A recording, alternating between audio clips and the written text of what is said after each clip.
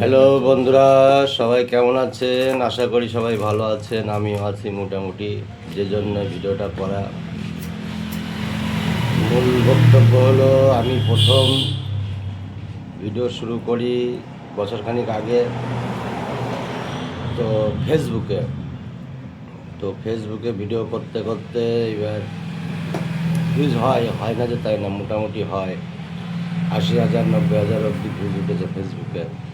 এইবার তারপরে আমার একটা খুব কাছের মানুষ, একটা বন্ধু আমার ইউটিউব চ্যানেল খুলে দিল, বললো তুই যা ভিডিও করিস এতে ভিডিও দে, আশা করি ভাইরাল হবে। এই যাবৎকাল আমার যতগুলো ভিডিও ভাইরাল হয়েছে সবকটা ইউটিউবেই হয়েছে।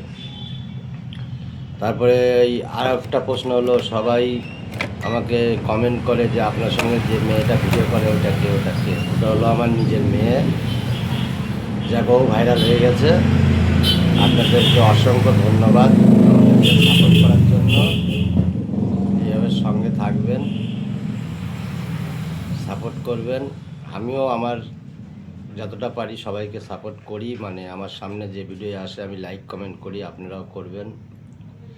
আপনারাও চেষ্টা করুন, আপনাদেরও ভালো হবে, এইটুকুনি বলার ছিল।